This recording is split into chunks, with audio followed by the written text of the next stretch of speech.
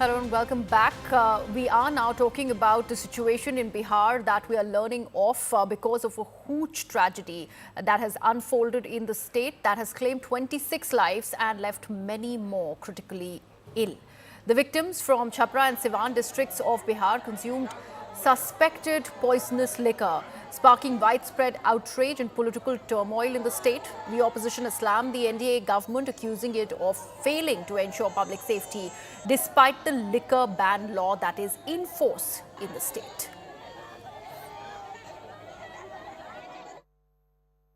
इस एनडीए सरकार में शराबबंदी कानून पूरी तरह से फेल है। जहरीली शराब से कल भी छपरा में कई लोगों की जानें चली गई।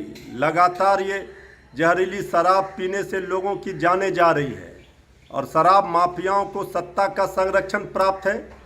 जिस तरह जहरीली शराब मिल रहे हैं, होम डिलीवरी हो रहा है शराबबंदी कानून के नाम पर जनता की गाढ़ी कमाई को लुटाया गया।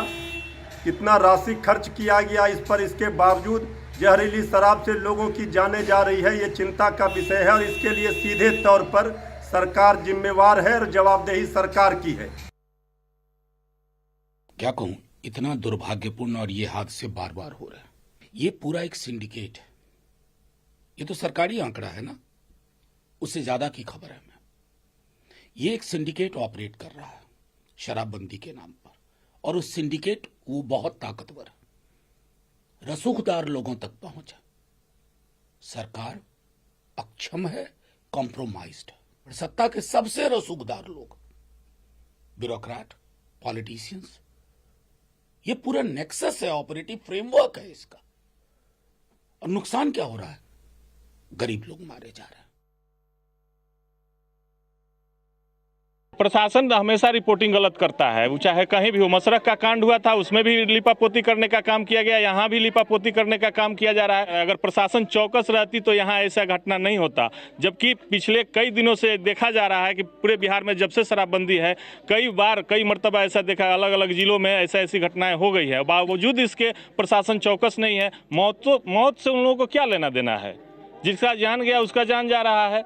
आप क्या समझ रखे हैं कि बिहार को विधवाओं का राज्य बनाने का काम करेंगे क्या? हमारे कौड़िया पंचायत में लगभग 15 से अधिक मौतें हुई हैं और पूरे भगवानपुर प्रखंड में ये 40 से अधिक है, 50 का आंकड़ा छूने जा रहा है। 40 से 50 लोग अभी हॉस्पिटल में एडमिट हैं और 40 से 50 लोग की जानें चली गई हैं। Let me take this across to my colleague Chandra Mohan, who is joining us on the broadcast now. Chandra Mohan, जिस तरह के बयान आ रहे हैं ऑपोजिशन की तरफ से, स्पेशली ये जो लेटेस्ट बयान हमने अभी प्ले आउट किया था, ये सिवान के एक काउंसलर हैं, वो ये बता रहे हैं कि जो सरकारी आंकड़ा है वो 26 का है, लेकिन जाने जो गई हैं वो 40 से 50 से ज़्यादा हैं। आपको क्या जानकारी मिल रही है इसके बारे में? बिल्कुल, देखिए, अब तक जो जानकारी सामने आई है उसके मुताबिक पिछले 3 दिनों में, परसों से ये लोगों का तबीयत खराब होना शुरू हुआ।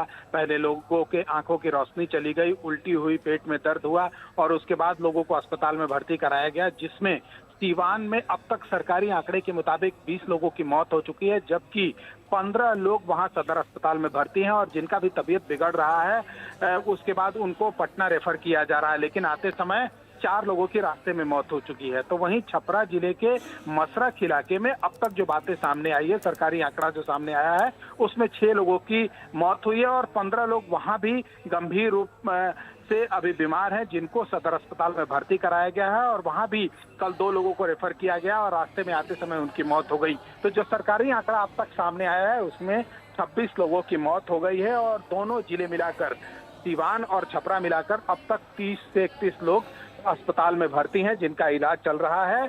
और ये कहा जा रहा है जिला प्रशासन की ओर से कि उनसे उनकी देखरेख की जा रही है और जिनका भी हालात बिगड़ेगा उनको पटना पीएमसीएच के लिए रेफर किया जाएगा। लेकिन कई ऐसे इलाके हैं, भगवानपुर का वो इलाका हो चाहे मसरख का इलाका हो, वहाँ जो जानकारी मिल रही है लोकल लोगों से, उसके मुताबिक कई लोग हैं जो बीमार हैं और छुप छुप कर इलाज करा रहे हैं, क्योंकि अगर वो सामने आ गए तो हो सकता है कि सरकार की ओर से उनके खिलाफ कार्रवाई की जाए। तो हो सकता है कि उसके डर से भी कई लोग दूसरे जगह छुपकर अपना इलाज करा रहे हो। लेकिन जो मौत का सरकारी आंकड़ा आया है उसमें दोनों जिले मिलाकर 26 लोगों की मौत हुई है और 30 से 31 लोग अस्पताल में भर्ती हैं जिनका इलाज चल रहा है। तो वहीं जिला प्रशासन और साथ ही सरकार की तरफ से भी साफ तौर पर यह कहा जा रहा है कि इस पूरे मामले में कार्रवाई हो रही है और उस इलाके के जो भी थानेदार हैं उनकी भी जांच की जा रही है, उनकी सहभागिता जांच की जा रही है और चौकीदार जिस गांव में ये मौतें हुई है आखिर उसने इन्फॉर्म क्यों नहीं किया, तो उसके खिलाफ भी कार्रवाई हो रही है। लेकिन सबसे बड़ी बात यह है कि एक के बाद एक मौत का आंकड़ा जो है वो बढ़ते जा रहा है